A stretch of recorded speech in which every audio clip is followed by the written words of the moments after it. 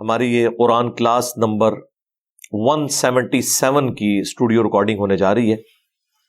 آج انشاءاللہ تعالی ہم سورۃ النحل سے شروع کریں گے۔ سورۃ النحل جو ہے یہ مکی سورت ہے، قرآن حکیم میں اس کا نمبر 16 ہے، اور قرآن حکیم میں اللہ تعالیٰ نے جو اپنی قدرت کی نشانیاں گنوائی ہیں، physical phenomena of nature, plus جو اللہ تعالیٰ نے مخلوقات پیدا فرمائی ہیں جو ہم روزمرہ زندگی میں آبزرو کرتے ہیں، خواہ وہ جانوروں میں ہو، خواہ وہ کھیتیوں میں ہو، درختوں میں ہو، اور یہ وہ آبزرویشن ہے جو شروع سے انسان کر رہا ہے۔ اس میں کسی سائنٹیفک فیکٹ کا کوئی تعلق نہیں ہے کہ جی وہ جس سے سائنس کا علم ہوگا تو اسے ہی پتہ چلے گا، سائنس کی وجہ سے مزید بہتر چیزیں پتہ چلی، لیکن یہ وہ آبزرویشن ہے جو ہزاروں سال سے انسان جو پلانٹ ارتھ کے اوپر آباد ہے وہ اللہ تعالیٰ کی قدرت کی نشانیوں کو دیکھ رہے ہیں۔ قرآن حکیم میں 2 صورتیں ایسی ہیں جن میں اللہ تعالیٰ نے اپنی قدرت کی یہ نشانیاں بڑی تفصیل کے ساتھ بیان کی ہیں۔ ان میں سے پہلے نمبر پہ یہ صورت ہے، سورۃ النحل۔ اس کے بعد اگر کوئی صورت ہے تو وہ سورہ الروم ہے۔ ویسے سورۃ الرحمن کے اندر بھی نشانی آئی ہیں، لیکن وہ ذرا مختصر ہے۔ پوری تفصیل اگر کہیں آئی ہے نا تو وہ سورۃ النحل کے اندر آئی ہے۔ سورۃ النحل میں سٹارٹ میں اللہ تعالیٰ نے توحید کا ذکر کیا، اس کے بعد جو مخلوقات پیدا فرمائی ہیں ان کے پوائنٹ آف ویو سے ذکر کیا، اور پھر ظاہر ہے کہ جب دعوت کنکلوڈ ہوتی ہے وہ بھی توحید کے پوائنٹ آف ویو سے اس صورت میں کنکلوڈ ہوتی ہے۔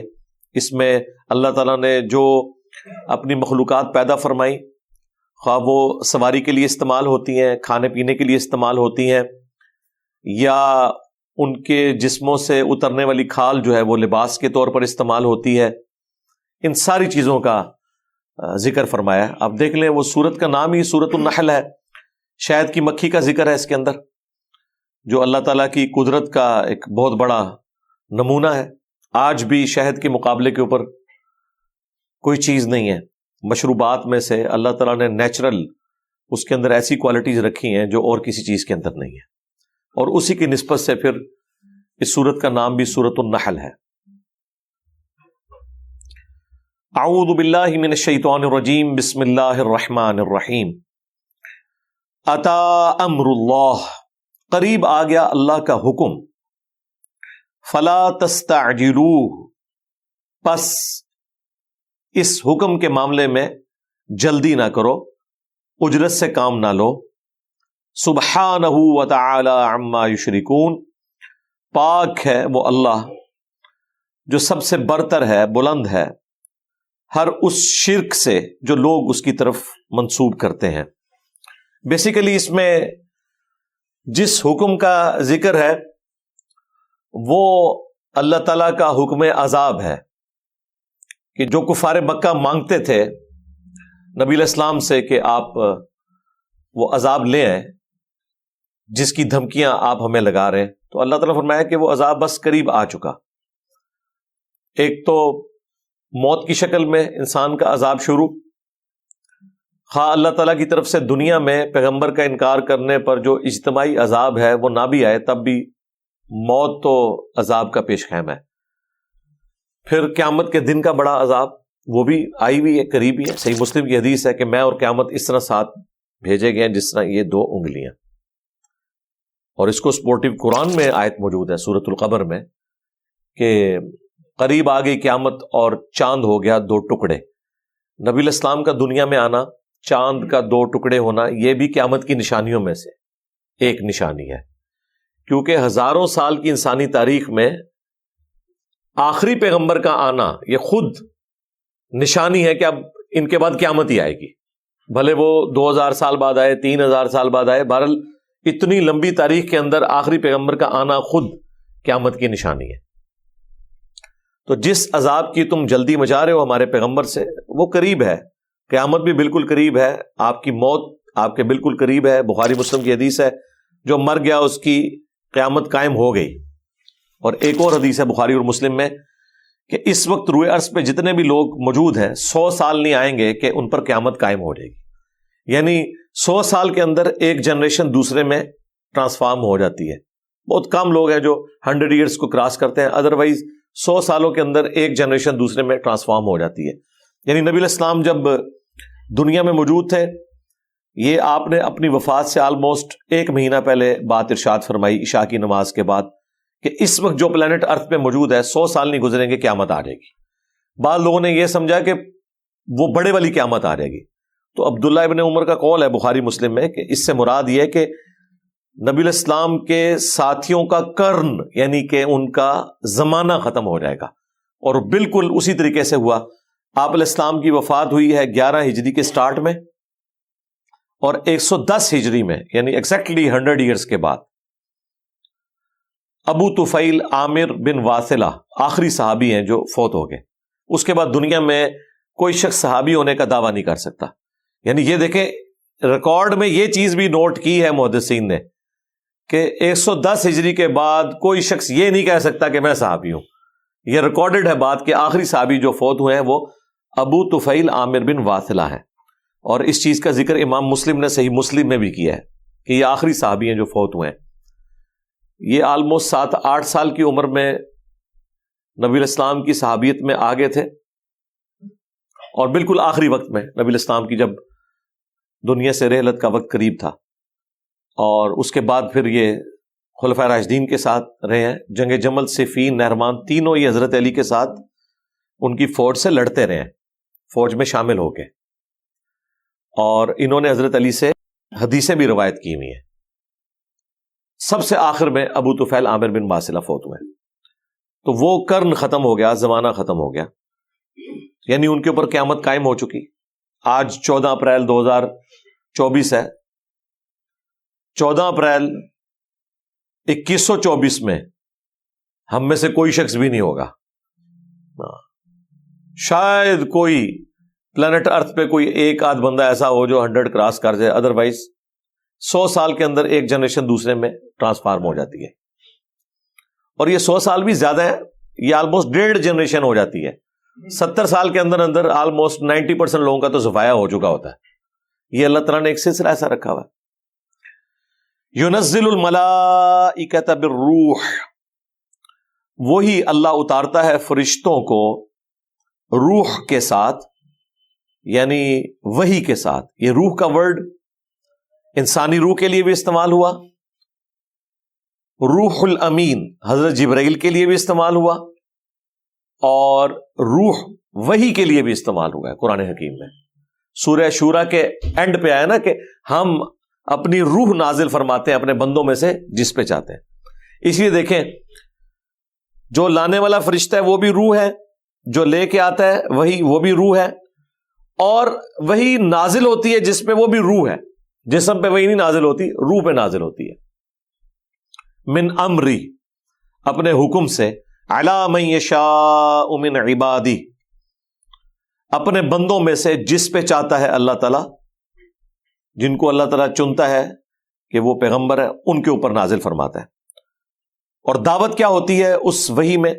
ان انذروا انہ لا الہ الا انا فاتقون، کہ لوگوں میں یہ بات اعلان کے طور پر بیان فرما دو، یہ ڈر سنا دو کہ نہیں ہے کوئی معبود سوائے میرے، پس مجھی سے ڈرو.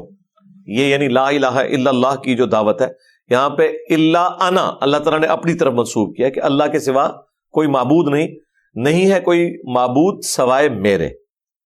اور ظاہر ہے کہ جب پیغمبر بیان کرتے ہیں تو وہ پھر اس کو لا الہ الا اللہ، وہ بھی الفاظ ہیں قرآن میں. پس مجھی سے ڈرو.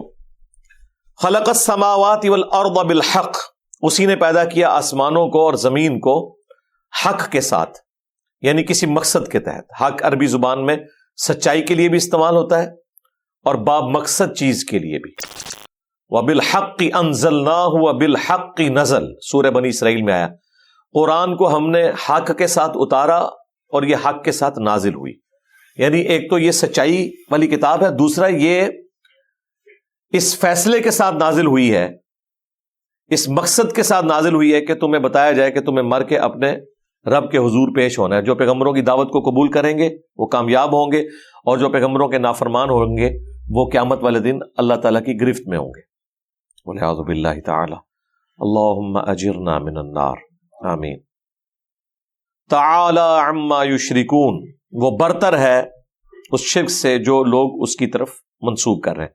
دیکھیں یہ اوپر بھی بات آئی تھی سٹارٹ میں بھی، اور یہ بات اس لیے بار بار قرآن میں آتی ہے، اور اس کی جو آپ سمجھ لیں ایپیکس ہے وہ ہے سورہ الصافات کی آخری آیات. سبحان ربک رب العزت عما یصفون وسلام علی المرسلین والحمد للہ رب العالمین، کہ پاک ہے تیرا رب ہر اس شرک کی برائی سے جو لوگ اس کی طرف منسوب کرتے ہیں، اور وہ بہت بلند ہے، اسے کوئی فرق نہیں پڑتا کوئی زمین پر جھوٹے خدا بنا لے. اور سلامتی ہے پیغمبروں کے اوپر جو واقعی اللہ تعالیٰ کے مخلص بلکہ مخلص چنے ہوئے بندے ہوتے ہیں، اور تمام تعریفیں اللہ کے لیے. یہ قرآن میں بار بار یہ چیز اس لیے مینشن ہوئی ہے کہ چونکہ قرآن جس پیشن سے فکر آخرت سناتا ہے نا، تو کسی کو یہ وہم لاحق ہو سکتا ہے کہ یہ جو اللہ تعالیٰ بار بار کہتا ہے میرے ساتھ اور لوگوں کو شریک نہ ٹھہراؤ، تو کوئی اللہ تعالیٰ کو نعوذ باللہ اس کی ٹینشن ہے کہ لوگ کسی اور معبود کو ماننا شروع کر دیں گے. نہیں، تو یہ بات بار بار کلیئر کرنی پڑتی ہے کہ اللہ تعالیٰ کو کوئی پرواہ نہیں ہے. وہ جو مسلم شریف میں حدیث قدسی ہے، میں نے بارہا قرآن کلاسز میں بھی اس کا ذکر کیا، مشکات کے اندر بھی موجود ہے، کہ اللہ تعالیٰ فرماتا ہے کہ اگر تمام جن و انس مل کے اس نیک آدمی کی طرح ہو جائیں جو تم میں سب سے بہترین ہے، تو اللہ تعالیٰ کی شان کو بڑھا نہیں سکتے. اور اگر تمام جن و انس مل کر سب سے زیادہ جو بدکار انسان ہے اس کی مانند ہو جائے، اللہ تعالیٰ کی شان میں کوئی فرق نہیں ڈال سکتے. اللہ تو بے پرواہ ہے، اسے کیا فرق پڑے گا. قرآن میں اللہ تعالیٰ نے یہ مضمون کئی دفعہ بیان کیا کہ وہ چاہے تو آنے واحد میں تمہیں لے جائے اور تمہاری جگہ اور مخلوق لے آئے، اس کے لیے تو کوئی نہیں، فرق تو ہمیں پڑ رہا ہے. تو یہ بار بار اس لیے ذکر ہوتا ہے کہ اللہ تعالیٰ کو اس چیز کی کوئی ٹینشن نہیں ہے اگر کوئی اس کے ساتھ کسی کو شریک ٹھہرائے. ہاں، جو شریک ٹھہرا رہا ہے وہ مارا گیا. تو اللہ تبارک و تعالیٰ کو یہ بات اس لیے بار بار کلیئر کرنی پڑی کہ شیطان کہیں اس راستے سے داخل نہ ہو کسی کے دماغ میں کہ کوئی اللہ تعالیٰ کا بینیفٹ وابستہ ہے اس حوالے سے.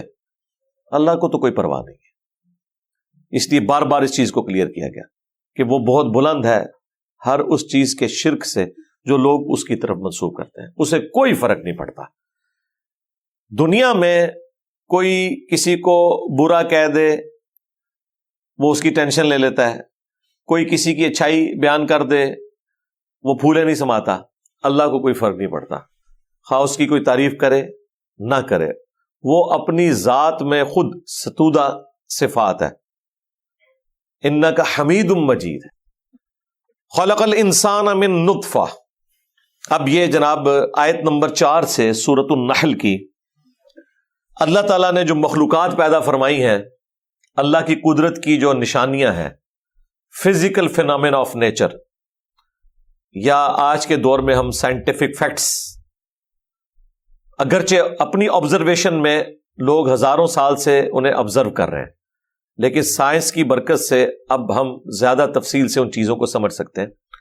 لیکن پھر بھی کسی کو ماڈرن سائنس کا نہ بھی پتا ہو تب بھی یہ وہ آبزرویشنز ہیں جو ایک پڑھا لکھا آدمی بھی آبزرو کر سکتا ہے، ایک ان پڑھ آدمی بھی. آج کے دور کا انسان بھی آبزرو کر سکتا ہے، آج سے ہزاروں سال پہلے کا انسان بھی ان چیزوں کو اسی طریقے سے آبزرو کرتا تھا. اس لیے جو الہامی کتابیں ہیں وہ کبھی بھی پرانی نہیں ہوتی.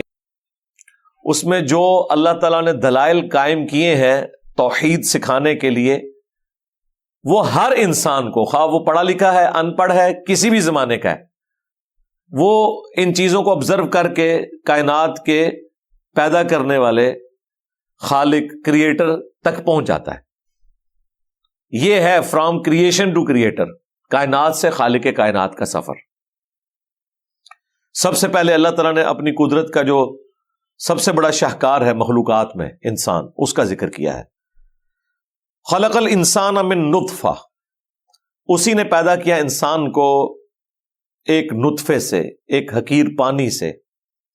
فَإِذَا هُوَ خَصِيمٌ مُبِينٌ، پس اب وہ اتنا کھلا جھگڑا کرنے والا ہو گیا، یعنی وہ اپنی اصل کے اوپر غور کرے کہ وہ کچھ بھی نہیں تھا، پانی کے ایک قطرے سے اللہ تعالیٰ نے اسے پیدا کیا، اور اب وہ اتنا جھگڑالو ہو گیا ہے کہ اپنے خالق کے بارے میں جھگڑتا ہے لوگوں سے۔ وہ لوگ جو اسے بتاتے ہیں کہ تجھے کسی نے پیدا کیا، تجھے مر کے اپنے رب کے حضور پیش ہونا ہے، اپنا قبلہ درست کر لے، تو وہ آگے سے چیما گوئیاں کرتا ہے۔ ایک تو وہ کفار ہیں جو کہتے ہیں کہ مرنے کے بعد کوئی زندگی نہیں ہے، پیغمبروں کا وہ برملا انکار کرتے ہیں، اور پھر کبھی خیال آئے تو وہ یہ بھی کہہ دیتے تھے کہ دنیا میں بھی ہمیں ہمارے رب نے اتنا کچھ دیا ہے، تو آخر کوئی ہمارے اندر دیکھا ہے نا، آخرت بھی ہمارے لیے ہی ہوگی۔ حالانکہ دنیا میں تو اللہ نے کسی کو دے کر آزمایا، کسی سے لے کر آزمایا۔ کسی کے پاس نعمتوں کا ہونا اس بات کا ثبوت نہیں ہے کہ وہ اللہ تعالیٰ کی بارگاہ میں مقبول ہے، اور کسی کا مفلس ہونا یا اس کے پاس نعمتوں کا نہ ہونا اس بات کا ثبوت نہیں ہے کہ وہ کوئی مردود بارگاہ ہے۔ تو اس چیز کو اللہ تعالیٰ نے بار بار کلیئر کیا۔ وہ اللہ جس نے بے قدر پانی سے انسان کو پیدا کیا، اس کے بارے میں تو جھگڑا نہیں جا سکتا۔ پھر دوسرے قسم کے وہ جھگڑالو لوگ ہیں جو سرے سے خدا کا انکار کرتے ہیں، وہ اپنی پیدائش پہ ہی غور کر لیں۔ سورہ طور میں اللہ تعالیٰ نے فرمایا کہ کیا یہ کسی کے بنائے بغیر ہی پیدا ہو گئے یا انہوں نے خود اپنے آپ کو بنایا؟ اور اگر یہ بنے ہوئے ہیں تو پھر غور کریں نا، یا تو یہ کلیم کرے اپنے آپ کو انہوں نے خود بنایا، یا یہ کہ کسی کے بنائے بغیر، یہ بھی کوئی کلیم نہیں کرتا تھا۔ پھر تیسرا آپشن یہ کہ تمہیں کسی نے بنایا ہے، اور جب کسی نے تمہیں بنایا ہے تو جس نے اپنی مرضی سے تمہیں تخلیق کیا وہ تمہارے ساتھ کچھ بھی کر سکتا ہے، اور اگر وہ کچھ کرے تو تمہیں اس سے چھڑا کوئی نہیں سکتا۔ تو اسی کے دامن کرم میں آ جاؤ، اور یہی پیغمبر دعوت دیتے ہیں، تو اس کے معاملے میں جھگڑا نہ کرو۔ تیسرے اس قسم کے لوگ ہیں جو والعیاذ باللہ تعالی اللہ کی پیغمبروں کی دعوت قبول کر کے بھی اللہ کے بارے میں جھگڑا کرنا شروع کر دیتے ہیں۔ وہ کہتے ہیں ہم اللہ کو تو مانیں گے، اللہ کی نہیں مانیں گے۔ ڈائریکٹلی نہیں کہتے، انڈائریکٹلی، جی اللہ کو ہماری نمازیں نہیں چاہیے، اللہ اتنی باریکیاں دیکھے گا، ایسے تو نہیں ہوگا۔ بھائی اگر یہ معاملہ اتنا آسان ہوتا تو پیغمبروں کو کیوں بھیجا گیا؟ قرآن میں، الہامی کتابوں میں کیوں دھمکیاں لگائی گئیں؟ یہ اتنا آسان معاملہ نہیں تھا۔ جن لوگوں کو کنفرم جنت کی بشارتیں ملی ہوئی تھی، پیغمبروں کو، ان کے اہل البیت کو، ان کے قریبی اصحاب کو، وہ بھی پوری زندگی ڈرتے ڈرتے گزاریں گے۔ اور جو آخرت میں حال ہونا ہے وہ تو بخاری مسلم میں ہے کہ انبیاء بھی نفسی نفسی کر رہے ہوں گے۔ صرف ایک شخصیت کو اللہ تعالیٰ نے امان دیا ہے، اور وہ محمد رسول اللہ صلی اللہ علیہ وآلہ وسلم کی ذات ہے۔ وہ اللہ نے اسپیشل اپنا فضل و کرم فرمایا کہ انہیں حالت امن میں رکھا ہے، ورنہ اس دن اور کوئی شخص بھی سٹارٹ میں امن میں نہیں ہوگا۔ ہاں جب شفاعت کا دروازہ کھلے گا اور باقی معاملات، پھر سٹیبلٹی آنا شروع ہو جائے گی۔ سٹارٹ میں تو سب کے سب اس تکلیف کو دیکھیں گے، وہ تکلیف دیکھیں گے تو بعد میں راحت کی قدر بھی آئے گی نا، ادروائز تو نہیں قدر آئے گی۔ تو اس قسم کے جو لوگ ہیں جو اللہ کے ماننے والے ہیں، اس کے باوجود اللہ تعالیٰ کے معاملے میں جھگڑتے ہیں، تو حقیقتاً تو انہوں نے اللہ اس کے رسول کو صرف زبانی کلامی مانا ہے، اللہ اور اس کے رسول عز و جل و صلی اللہ علیہ وآلہ وسلم کو حقیقتاً نہیں مانا۔ یعنی اللہ کو مانا ہے، اللہ کی نہیں مانی۔ اللہ اور اس کے رسول کو ماننا اسلام ہے، لیکن اللہ اور اس کے رسول کی ماننا یہ ایمان ہے۔ کہتے ہیں نا مسلم اور مومن میں فرق کیا ہے؟ مسلم تو وہ ہے جو اعلان کرتے ہیں کہ میں یہ ساری چیزوں کو مانتا ہوں، لیکن اس کے بعد اللہ کی مان کر چلنا پھر مومن ہو۔ وَالْأَنْعَامَ خَلَقَهَا، اور چوپائے جانور بھی، ان کو بھی اسی نے پیدا کیا۔ لَكُمْ فِيهَا دِفْءٌ، ان میں تمہارے لیے گرم لباس کا اہتمام موجود ہے، یعنی کھالیں استعمال ہوتی ہیں، ریچھ کی کھال دیکھ لیں، پھر جو بھیڑ ہے اس کے جو بال اوپر سے اتارے جاتے ہیں پھر اگ جاتے ہیں، ان کو بھی گرمائش کے لیے لباس کے طور پہ آج بھی استعمال کیا جاتا ہے۔ بلکہ دنیا میں اس وقت جو چمڑے کی صنعت ہے وہ مسلمانوں کی وجہ سے زیادہ تر چل رہی ہے. صرف عید قربان کے اوپر اتنے جانور قربان ہوتے ہیں, ان کی کھال اترتی ہے, تو وہ کھال سے کیا بنتا ہے؟ لیدر کی جیکٹس بنتی ہیں. لباس میں صرف جیکٹ تو شامل نہیں ہے, جوتیاں بھی ہیں, جوتیاں بھی اسی چمڑے سے بنتی ہیں. تو آج بھی یہ لباس استعمال ہو رہا ہے, بلکہ نیچر سے ہی ہر چیز حاصل کی جاتی ہے. نیچرل سورسز جن ملکوں کے پاس ہیں وہی ترقی کرتے ہیں, اور جن کے پاس نہیں ہے وہ باقی ملکوں سے لے کر ان میں ویلیو ایڈیشن کر کے ترقی کرتے ہیں, جس طرح یورپ اور امریکہ.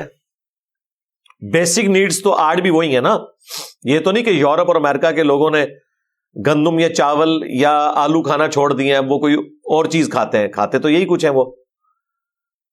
وہ ٹیکنالوجی میں اوپر چلے گئے ہیں, اور ایک آئی فون بیچ کے وہ پورے سال کا راشن آپ سے خرید سکتے ہیں, جو آپ نے اتنی محنت سے اگایا ہوتا ہے. وہ ٹیکنالوجی کا کھا رہے ہیں, لیکن کھانا انہوں نے بھی یہی کچھ ہی ہے. تو جانوروں میں تمہارے لیے گرم لباس بھی ہے, ومنافع, اور دیگر فائدے بھی ہیں, ومنہا تأکلون, اور ان کا تم گوشت بھی کھاتے ہو.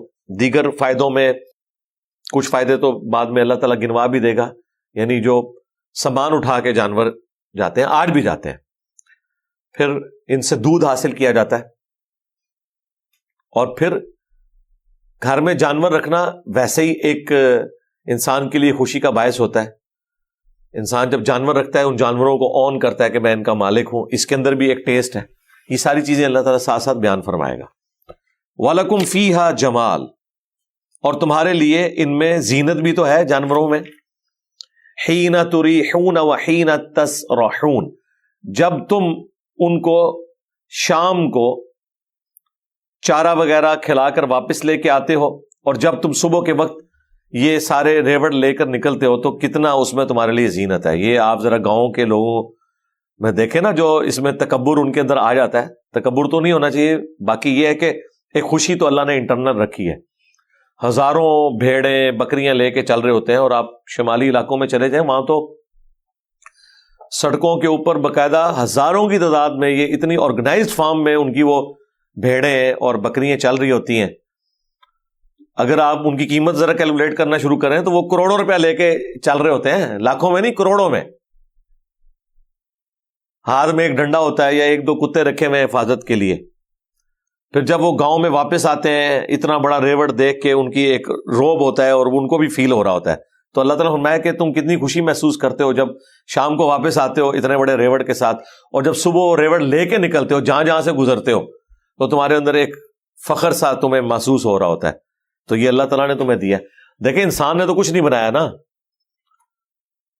ایک جوڑا ہوتا ہے, اس میں سے اللہ تعالیٰ بچے دیتا ہے, اور پھر اس طرح ایک سلسلہ شروع ہو جاتا ہے. صرف بیج بونے سے درخت نہیں نکلتا, جانوروں سے بھی آگے جانور ملٹی پلائی ہوتے ہیں. انسان نے خود تو نہیں جانور بنائے ہوئے ہیں, اور پھر جو آگے ملٹی پلائی ہوتے ہیں, تو یہ اللہ تعالیٰ نے اسی لیے ان میں پھر زکوٰۃ بھی رکھی ہوئی ہے, کھیتی میں بھی رکھی ہے, اس میں بھی رکھی ہے, جب ایک خاص تھریش ہولڈ پوائنٹ پہ پہنچ جائیں. کیونکہ ہماری تو کوئی کنٹریبیوشن نہیں سوائے اس کے کہ ہم انہیں چراگاہ تک لے جاتے ہیں. وہ بھی چارہ بھی ان کا زمین سے جو اگ رہا ہے وہ بھی اللہ نے اگایا ہے, اور اکثر جو اس طرح لے کے جا رہے ہوتے ہیں وہ چارہ بھی مفت کا ہی ہوتا ہے, اس میں ان کی کوئی بھی کنٹریبیوشن نہیں ہوتی ہے. اور نیچرلی بارش ہوتی ہے, سبزہ نکل آیا, اور وہ سبزہ لے کے تو پھر فائدہ خود دیکھیں. ان پٹ کوئی نہیں ہے, اور آؤٹ پٹ ہی آؤٹ پٹ ہے, گوشت کی شکل میں, کھال کی شکل میں, دودھ کی شکل میں. ہمارے پنجاب میں تو کہا جاتا ہے کہ جی جس کے گھر گائے ہے تو آدھا رزق اس کے گھر میں موجود ہے. گائے سے آپ دودھ, پھر اس دودھ سے مکھن, گھی, اور اس کے بعد اس کا گوبر بھی ایندھن کے طور پر آج بھی استعمال ہوتا ہے. کوئی چیز اس کی رائے گاہ نہیں جاتی. اور جب وہ دودھ دینا چھوڑ دیتی ہے, اور پھر اس کا آگے جو ایک سلسلہ سٹارٹ ہوتا ہے, نیا بچہ ہوتا ہے. انسانوں میں تو پنجاب کے معاشرے میں بیٹی پیدا ہو جائے تو لوگ پریشان ہو جاتے ہیں, اور جانوروں میں اگر کوئی میل پیدا ہو جائے تو پریشان ہو جاتے ہیں. وہ تو خوش ہوتے ہیں کہ فیمیل ہو, کیونکہ گائے تو دودھ دے گی, بھینس دودھ دے گی, لیکن میل جانور تو نہیں. اگرچہ وہ بھی استعمال ہوتا ہے اس اعتبار سے, گوشت کے اعتبار سے وہ بھی بکتا ہے, اور بھی اس کے یعنی استعمال اپنی جگہ، لیکن گائے اور بھینس یہ انسان کا رزق ہے، اللہ تعالیٰ نے جوڑ دیا ہے، ہر اعتبار سے فائدہ مند چیز ہے۔ پھر گھر میں ایک رونق، ایک مصروفیت۔ آپ ذرا امیجن کریں، یہ تو اسمارٹ فون تو اب آئے ہیں، ادروائز پہلے لوگوں کی تو مصروفیات یہی ہوتی تھی نا۔ آج بھی گاؤں ایریا میں آپ دیکھیں ایک اچھی خاصی مصروفیت ہے، اور اتنی یہ سخت ڈیوٹی ہے کہ خدا نہ خواستہ گھر میں میت بھی ہو جائے نا، تب بھی آپ نے بھینس اور گائے کا دودھ تو نکالنا ہے، اس کے اوپر تو زیرو ٹالرنس ہے۔ پھر لوگ گھروں سے دوسرے شہروں میں زیادہ دنوں کے لیے جا بھی نہیں سکتے، کسی کی ڈیوٹی لگا کے جائیں گے، کس طرح چلے جائیں؟ تو یہ ایک خاص بانڈ ہے جو جانوروں کے ساتھ انسان کا ہو جاتا ہے، اور پھر اللہ تعالیٰ نے ایک نیچرل پیار بھی رکھ دیا ہے۔ بعض کا جب کسی کی بھینس یا گائے مر جاتی ہے، کئی دن تک لوگ روٹی نہیں صحیح طریقے سے کھا سکتے، ایک گھر میں سمجھے میت ہی پڑ جاتی ہے، ایک پیار محبت کا ایک رشتہ بھی ہو جاتا ہے، ایک اللہ تعالیٰ نے اس طرح رکھا ہے۔ اور دیکھیں یہ کتنے طاقتور جانور ہیں اللہ نے مسخر کر دیے ہیں۔ بھینس گائے میں طاقت کتنی ہے، چھوٹا سا بچہ بھی ایک چھوٹی سی رسی جو اس کو نکیل ڈالی ہوئی ہے، اتنے بڑے اونٹ کو بھی لے کے چل رہا ہے، اللہ تعالیٰ نے مسخر کر دی ہے نا انسان کے لیے۔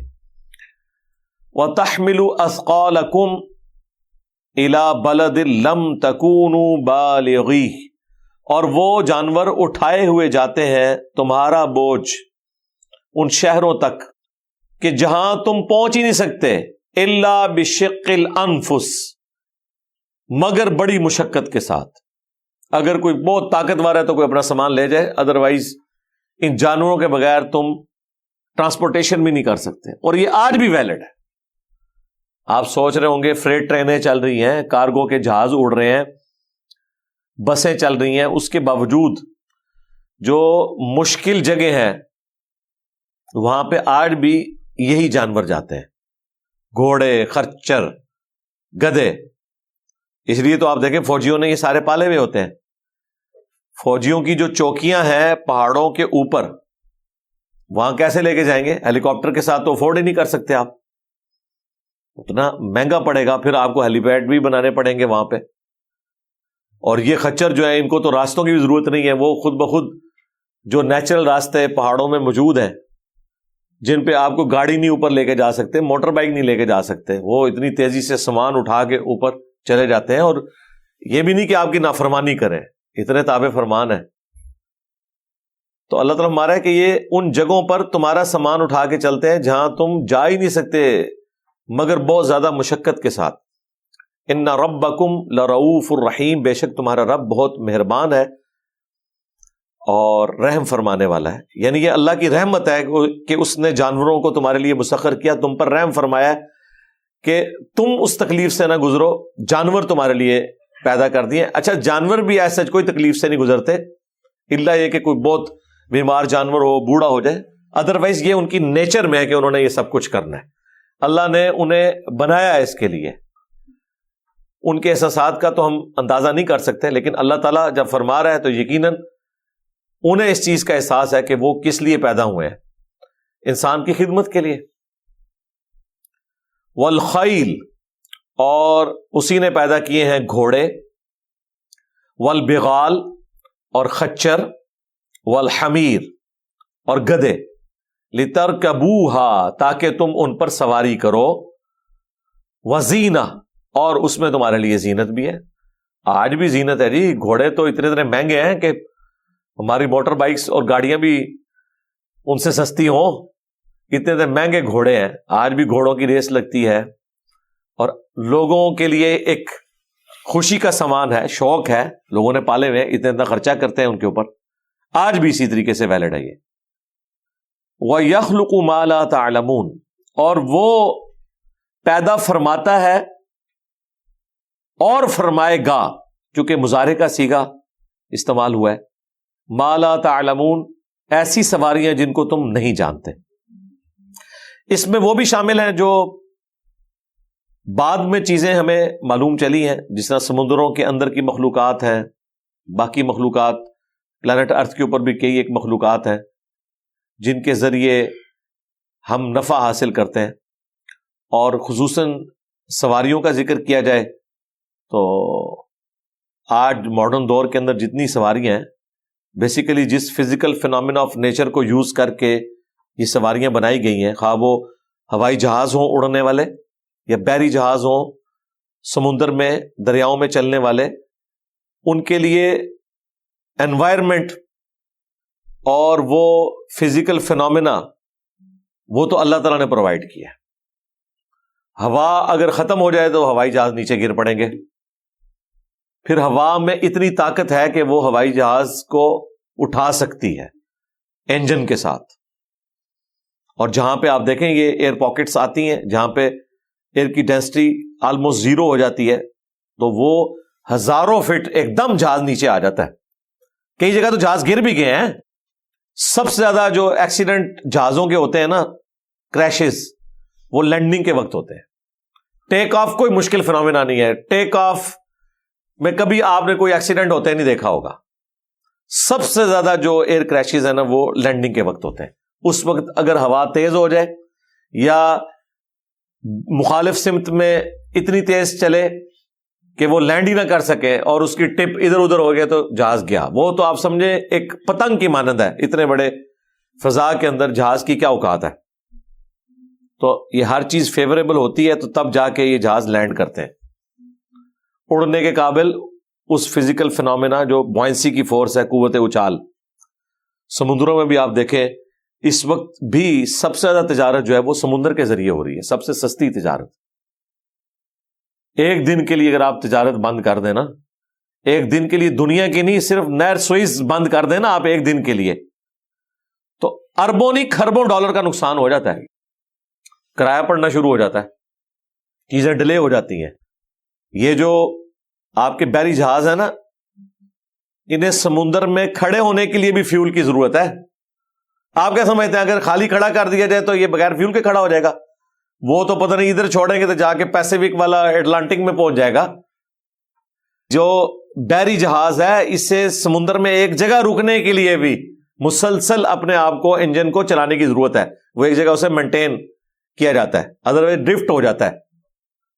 یہ چھوٹا سا جو آپ کا یہ بحری جہاز ہے نا، چھوٹا سا بحری جہاز، یہ 3 سے 4 لاکھ روپے کا پیٹرول یا ڈیزل ایک گھنٹے میں یوز کرتا ہے، چھوٹا۔ یہ جو آپ دیکھ رہے ہیں نا ٹی وی میں جو ہزاروں کنٹینر والے ہیں، یہ تو چھوڑ دیں، ان کا تو ایک گھنٹے کا جو صرف فیول کا خرچہ ہے نا وہ ملینز میں ہے۔ اس لیے تو ہزاروں کنٹینر انہوں نے لادے ہوتے ہیں، چند ایک کنٹینرز کے ساتھ آئیں تو ہر چیز آپ کو 1000 گنا پرائس کے اوپر ملے۔ 10 ہزار کنٹینر، 20 ہزار کنٹینر، اتنی وزنی چیز، لاکھوں ٹن وزن سمندر نے اٹھایا ہوا ہے۔ تو سمندر کے اندر یہ کوالٹی کس نے رکھی ہے؟ اللہ نے، ادروائز تو ڈوب جائے۔ اسی لیے اللہ تعالیٰ نے فرمایا کہ اسی کے ہیں جہاز جو سمندروں میں چلتے ہیں، کیونکہ اس نے انوائرمنٹ کو ایسا بنایا کہ یہ چیزیں چل سکیں۔ پھر سمندر میں جو طوفان آتے ہیں اگر یہ ہمیشہ ہی آئیں تو بحری جہاز کے ساتھ بھی آپ سفر نہیں کر سکتے۔ سمندروں میں باقاعدہ راستے بنے ہوئے ہیں، اب تو پوری پریڈکشن ہوتی ہے کہ یہ جو جہاز چلا ہے تو فلاں دن سے فلاں دن تک طوفان آ سکتا ہے، لہذا وہ ڈیلے کر کے چلاتے ہیں، فلاں راستے پہ ہو سکتا ہے۔ اب تو سمندری باقاعدہ ٹریک بن چکے ہوئے ہیں۔ پہلے تو بڑے سمندری طوفانوں میں جہاز غرق ہو جاتے تھے۔ نہر سوئس جب تک نہیں بنی ہوئی تھی تو پورا وہ افریقہ کراس کر کے امریکہ تک لوگ پہنچتے تھے، اور وہ جو نیچے افریقہ کی ٹپ ہے نا وہ سب سے خطرناک جگہ تھی، وہاں کئی بحری جہاز ڈوب جاتے تھے، اتنے بڑے بڑے طوفان آتے تھے۔ تو پھر انہوں نے افریقہ کے اندر سے ایک چھوٹا سا راستہ رکھا ہوا تھا کہ ایک طرف بحری جہاز جو ہے وہ ان لوڈ ہوتا تھا، دوسری طرف جہاز کھڑا ہوتا تھا، زمینی سفر سے پھر وہاں جا کے اس کو دوبارہ لوڈ کرتے تھے اور پھر ادھر لے کے جاتے تھے۔ بہرحال سمندر کا جو سفر ہے یا دریاؤں کا جو سفر ہے یہ بہت بڑی نعمت ہے۔ آپ کو کوئی سڑک بنانے کی ضرورت نہیں ہے، اونچا نیچا نہیں ہے، اس لیے یہ سفر اختیار کیا جاتا ہے۔ سب سے آسان سفر ہے، خرچہ بھی زمینی سفر سے کم ہوتا ہے، کیونکہ زمینی سفر میں آپ کو راستے سے جب گزرنا پڑے گا تو اس طرح کی روڈ آپ کہاں سے لائیں گے جو 10 یا 20 ہزار ٹن وزن اٹھا سکے، لاکھوں ٹن نہیں۔ یہاں تو ایک بڑا ٹریلا گزر جائے تو سڑک بیٹھ جاتی ہے۔ یہ ہوائی جہاز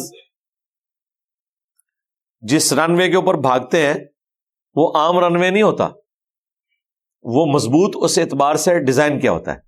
رہ گئے بحری جہاز، وہ تو دنیا کی کسی سڑک پہ آپ بحری جہاز کے نیچے ٹائر لگا کے چلا ہی نہیں سکتے، ان کا وزن ہی اتنا ہے، کوئی دنیا کی نہ کوئی کنکریٹ اس کا وزن اٹھا سکتی ہے۔ دیکھیں، اور پانی بظاہر دیکھنے میں کچھ بھی نہیں ہے، وہ سارا وزن اس کا اٹھاتا ہے، اس کو ڈیزائن کیا جاتا ہے اس اعتبار سے جو اللہ تعالیٰ نے انسان کو سجھایا ہے۔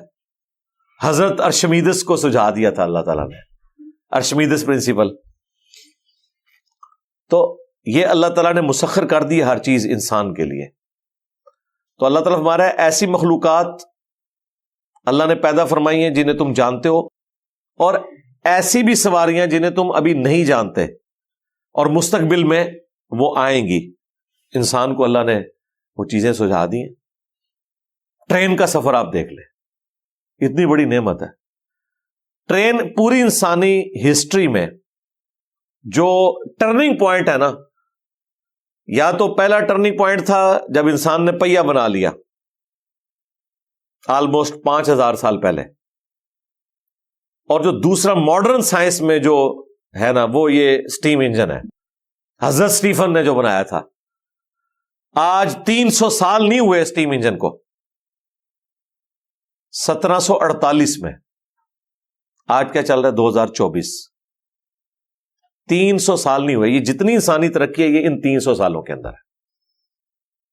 سٹیم انجن بنا، ٹرین کا آئیڈیا آ گیا، ٹرین کا آئیڈیا ہے، دنیا بدل گئی ہے۔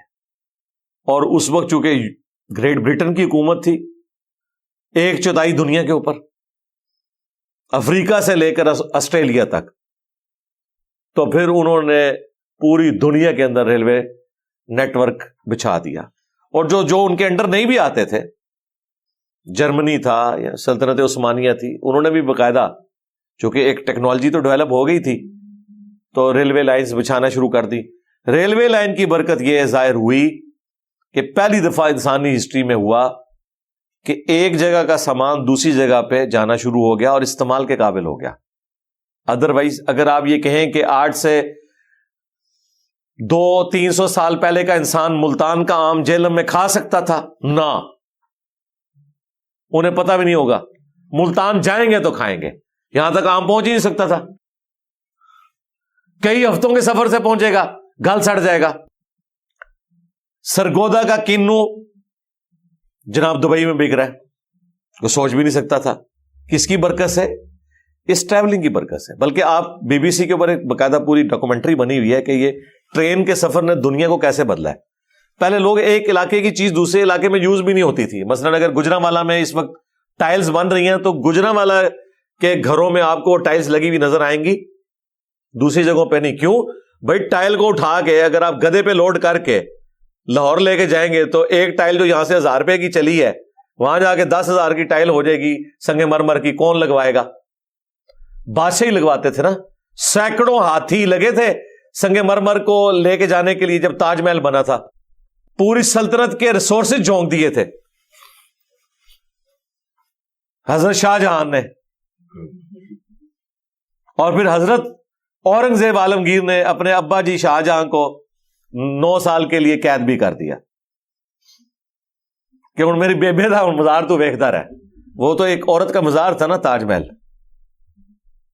تو وہ ہسٹری دیکھیں، ہاتھیوں کے اوپر لوڈ ہو کے یہ سارے کا سارا سامان جاتا تھا۔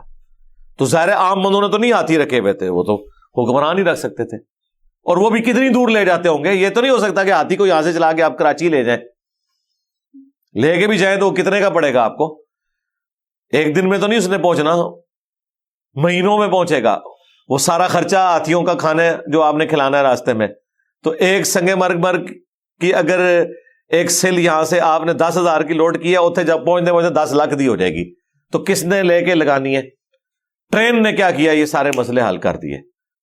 ایک جگہ چیز بنتی ہے، کارگو میں رکھی، دوسری جگہ ان لوڈ ہوئی، اور پھر یوں دنیا کا کلچر بدلنا شروع ہوا۔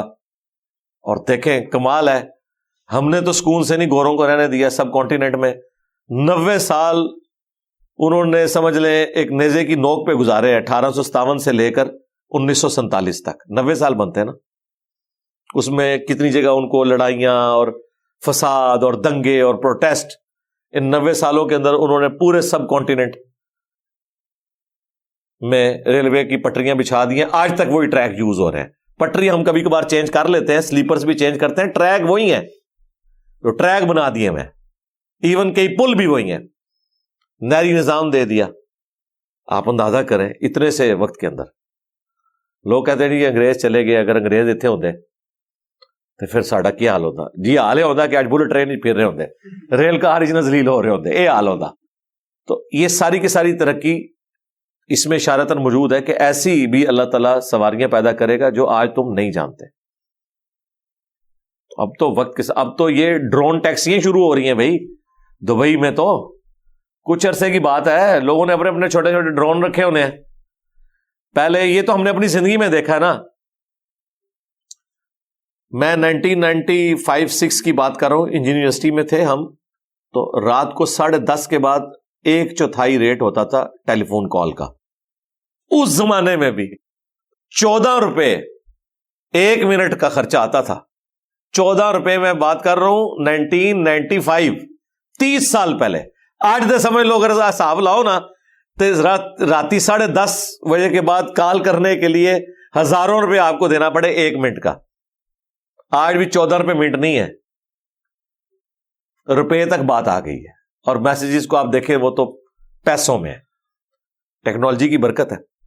اور وہ بھی لینڈ لائن فون ہوتا تھا، لائن میں لگنا پڑتا تھا. پھر بوتھ آئے، پھر موبائل فون شروع ہو گئے تھے 95-6 میں، لیکن وہ امیروں کے پاس. جو اس کا بوم آیا نا وہ آیا ہے جب GSM ٹیکنالوجی پاکستان میں آئی ہے 2001-2 میں. پھر اس کا آہستہ آہستہ شروع ہوا. اور آج موبائل سمجھ لے سانس کی طرح ضروری ہو گیا ہے. اس کے بغیر تو دنیا کا کوئی کام نہیں ہوگا. اور ہمارا رزق بھی اس کے ساتھ جڑا ہوا ہے. سب کچھ اس کے ساتھ جڑ گیا موبائل کے ساتھ. کسی نے سوچا بھی تھا کہ یہ موبائل ہماری زندگی کا اتنا لازمی جز بن جائے گا؟ اسی طریقے سے وہ وقت دور نہیں ہے جب اس طرح کی جو ہوائی سواریاں ہیں یہ بھی ہر بندے کے استعمال میں آ جائیں گی. موٹر بائکس کا بھی کسی نے سوچا تھا؟ یار پہلی دفعہ جب سائیکل بنی تھی نا، جو یہ 2 پہیوں والی سائیکل جو اس وقت ماڈرن ہے، یہ اس کو مشکل سے آپ سمجھ لیں 150 سال ہوئے ہیں. پاکستان بننے سے پہلے سائیکل ہونا بھی کسی کے پاس بڑی بات ہوتی تھی. لوگ اتنے خوش ہوتے تھے کہ یار ہم خود جا رہے ہیں.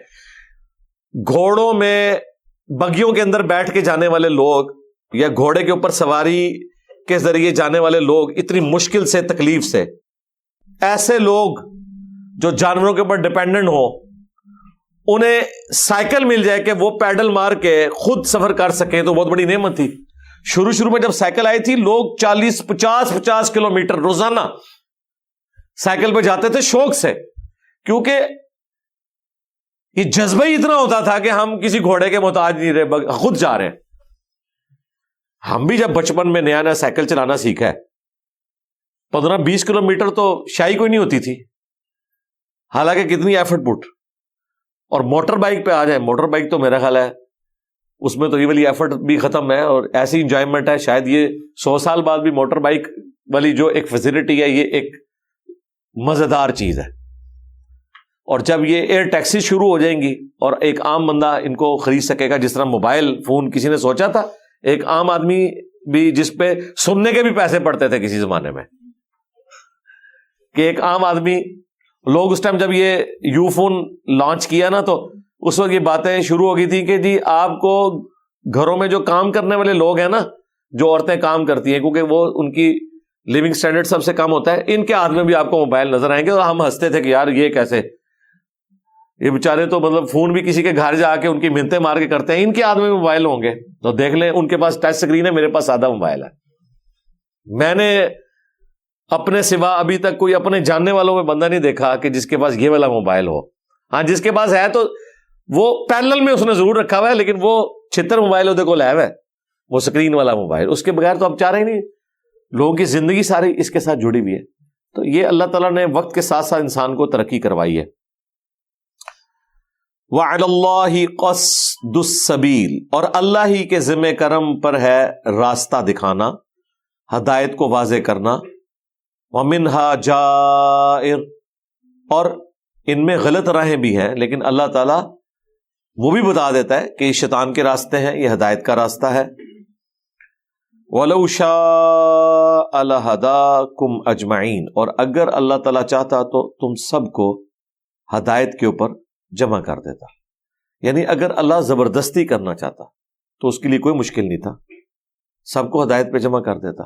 اس میں بھی اس چیز کی طرف اشارہ ہے کہ اگر کسی کو یہ وہم آئے کہ جب پیدا اللہ نے کیا ہے تو پھر سارے لوگ اللہ کی بات کیوں نہیں مان رہے، نعوذ باللہ، یہ کہیں اللہ کی کمزوری تو نہیں ہے؟ اللہ کہہ رہے نہیں، ہم چاہتے نا تو آنے واحد میں سب کو ابو بکر عمر عثمان علی بنا دیتے، کوئی مشکل نہیں تھا، لیکن یہی انسان کی خوبی ہے کہ وہ اپنی محنت سے اپنے رب کو چوز کرتا ہے اور اسی کے بدلے اسے جنت ملنے والی ہے۔ هو الذی انزل من السماء ماء، وہی ہے جس نے آسمان سے پانی نازل کیا، لکم منہ شراب، اور یہ پانی میں تمہارے لیے پینے کا سامان ہے، ظاہر زندگی ہے ہی پانی ہے۔ ابھی بھی جو ناسا کی جتنی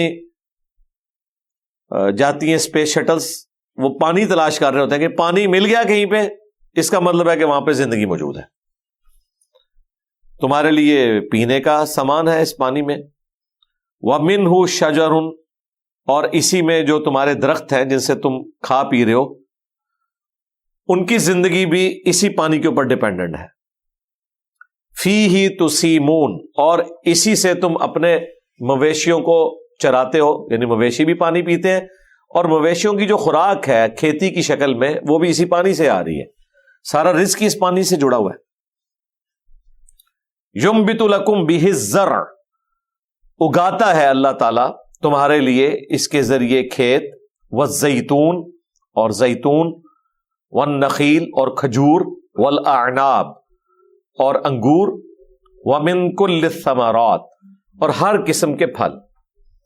ان فی ذلک لآیۃ لقوم یتفکرون، بے شک اس میں ہے نشانیاں اللہ تعالیٰ کی قدرت کی ان لوگوں کے لیے جو واقعی غور و تفکر کرتے ہیں کہ یہ ساری چیزیں کسی نے بنائی ہیں۔ یہ تو دنیا کے ہر انسان کو پتا ہے کہ اس نے نہیں یہ چیزیں بنائی ہوئی، ہم صرف یوزر ہیں ان چیزوں کے۔ کسان بھی اگر بیج بوتا ہے تو وہ یوزر ہے، بیج کو اگانا، اس میں سے درخت بنانا یا کھیتی بنانا، یہ نیچرل جو فزیکل فینومینا ہے، مٹی کے اندر اللہ نے خاصیت رکھی ہے، انسان کا کوئی کنٹرول نہیں اس کے اوپر۔ پھر پانی، بارانی جو علاقے ہیں وہاں تو ٹوٹلی ڈیپینڈنٹ ہوتا ہے انسان اس کے اوپر، اور جہاں پہ آپ ٹیوب ویل کے ذریعے بھی لگاتے ہیں پانی، وہ بھی زمین کے اندر پانی اللہ تعالیٰ نے جاری کیا ہوا ہے نا، دریاؤں میں بھی کہاں سمندر سے پانی اٹھایا ہے اور گلیشیئرز کی فارم میں سٹور کیا ہے، اور پھر اسی سورج سے جس کی تپش سے سمندر کا پانی ویپریٹ ہو کے بادلوں کے ذریعے وہاں پہنچا تھا، اسی سے اسے پگھلایا ہے، اور اوپر بھی دریا جاری کیے ہیں اور زمین کے نیچے بھی دریا جاری کرتی ہیں۔ تو ساری کے سارا یہ جو ایک نیچرل سائیکل ہے، یہ اللہ تعالیٰ نے اسے ایسا اسٹیبلش کیا ہے۔ تو اس میں نشانیاں ہیں ان لوگوں کے لیے جو غور و تفکر کرتے ہیں۔ وَسَخَّرَ لَكُمُ اللَّيْلَ وَالنَّهَارَ، اور اسی نے تمہارے لیے مسخر کر دیا ہے رات کو اور دن کو۔ اس اعتبار سے مسخر کیا ہے، اپنی مرضی سے تو ہم رات دن نہیں لا سکتے، کہ ہماری خدمت میں لگا دیا۔ رات کے وقت انسان آرام کرتا ہے، دن کے وقت کام کرتا ہے، اور جہاں پہ الٹ سائیکل بھی چل رہا ہے وہاں ان کے لیے دن رات ہے اور رات دن ہے۔ بہرحال 24 گھنٹے کے اندر ایک دفعہ سونا ضروری ہے، ادروائز اگلے 24 گھنٹے آپ پرفارم نہیں کر سکتے۔ یہ اللہ نے انسان کے ساتھ 3 کمزوریاں ایسی لگا دی ہیں، نیند، کھانا پینا، اور کھانے کے بعد ٹوائلٹ جانا۔ کوئی انسان اپنے آپ کو ان چیزوں سے آزاد نہیں کر سکتا۔ دیکھیں، نیند کے بغیر آپ اگلے 24 گھنٹے پرفارم ہی نہیں کر سکتے۔ تو یہ اللہ نے ہماری خدمت میں لگا دی چیزیں۔ والشمس والقمر، اور سورج کو بھی اور چاند کو بھی۔ سورج کی خدمات تو نظر آ رہی ہیں جی، ہمارے اس پلانٹ ارتھ پہ سورج سے بڑا کوئی مشکل کشا نہیں ہے، اللہ تعالیٰ کی پیدا کیے ہوئے اسباب میں سے، جس کی وجہ سے دنیا میں موسم بدلتے ہیں، دنیا میں کھیتیاں اگتی ہیں، دنیا میں پانی کے جو چشمے ہیں، دنیا میں دریا ہیں، یہ سارے کا سارا نظام ہماری زندگی کا سورج کی وجہ سے چل رہا ہے۔ چاند کو بھی کام میں لگایا ہے، اس کے ذریعے آپ تاریخ کا پتہ لگا لیتے ہیں، رات کے وقت آسمان کی خوبصورتی ہے، ایک نیچرل کیلنڈر اللہ تعالیٰ نے قرآن میں فرمایا کہ تمہارے لیے تم حساب کتاب کر لیتے ہو۔ وَالنُّجُومُ مُسَخَّرَاتٌ بِأَمْرِهِ، اور ستارے بھی اسی کے حکم کے پابند ہیں۔ ستارے اللہ تعالیٰ نے زینت کا ذریعہ بنائے ہیں، آسمان کی زینت ہے۔ پھر جو ستاروں کے اسپیسیفک ڈیزائن اللہ تعالیٰ نے بنا دیے ایسے، جن کی مدد سے آپ ان کی لوکیشنز کو ڈیفائن کر لیتے ہیں، پھر اس کے ذریعے آپ راستہ تلاش کرتے ہیں۔ مثلا یہ جو نارتھ سٹار ہے، یہ تو بہت بڑی نعمت ہے سمندری سفر کرنے والوں کے لیے، زمینی سفر کرنے والوں کے لیے بھی، سمت کو معلوم کرنا۔ نارتھ سٹار کا اگر آپ کو پتا ہو، وہ جو رات کو ایک وہ چمچا سا بن جاتا ہے نا، ایک بیلچہ نما ستاروں کا جھرمٹ، اس کے آخری دو ستاروں کی سیدھ میں جو سب سے روشن ستارہ ہے وہ نارتھ سٹار ہوتا ہے۔ اس طرف آپ رخ کر لیں تو آپ کا رخ شمال کی جانب ہوگا، رائٹ پہ آپ کی ایسٹ یعنی مشرق، لیفٹ پہ ویسٹ، اور پیچھے آپ کے جنوب ہوگا۔ تو یہ کتنا بڑا ایک ذریعہ ہے۔ سمندر میں تو بہت بڑی نعمت ہے جہاں آپ کو کچھ نظر ہی نہیں آتا، تو اللہ تعالیٰ نے ستاروں کو بھی ہماری خدمت میں لگایا ہوا ہے۔ اور تیسرا ستاروں سے جو ہم فائدہ اٹھاتے ہیں وہ انٹریکٹ ہے، اور ظاہر ہے ایک فزیکل فنامنا ہے۔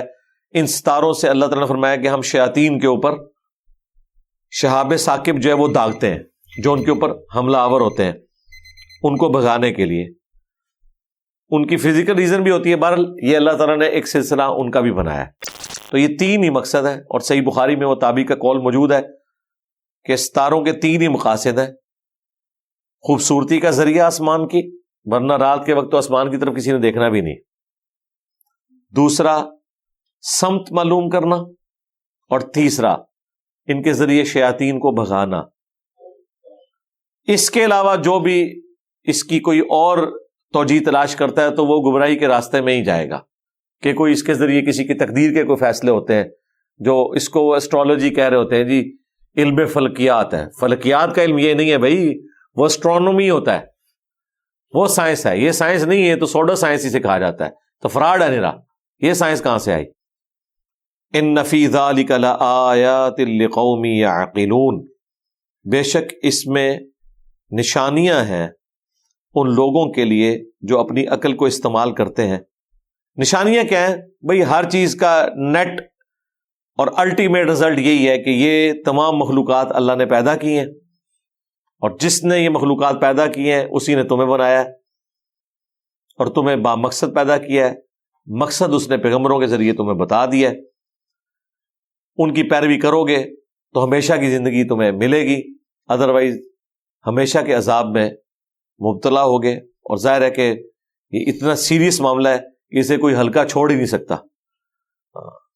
ہمیشہ کی ناکامیاں اور کامیابیاں ہیں۔ چلو یہ ہوتا نا کہ 60 سال کے بدلے 60 سال کے لیے جہنم میں جانا ہے، پھر بھی انسان کو صبر آ جاتا کہ چلو عذاب تو ختم ہو ہی جائے گا نا کبھی، لیکن یہ تو معاملہ ہی بڑا خطرناک ہے۔ اللہم انا نسألک جنت الفردوس مع النبیین والصدیقین والشہداء والصالحین، اللہم اجرنا من النار، آمین۔ اللہ تعالیٰ سے دعا ہے جو حق بات میں نے کہی اللہ تعالیٰ ہمارے دلوں میں راسخ فرمائے، اگر جذبات میں میرے منہ سے کوئی غلط بات نکل گئی تو اللہ تعالیٰ ہمارے دلوں سے دھو ڈالے، ہمیں معاف بھی فرما دے، ہمیں کتاب و سنت کی تعلیمات پر عمل کر کے دوسرے بھائیوں تک پہنچانے کی توفیق عطا فرمائے۔ سبحانک اللہم و بحمدک، اشہد ان لا الہ الا انت، استغفرک و اتوب الیک، وما علینا الا البلاغ المبین۔ جزاکم اللہ خیرا۔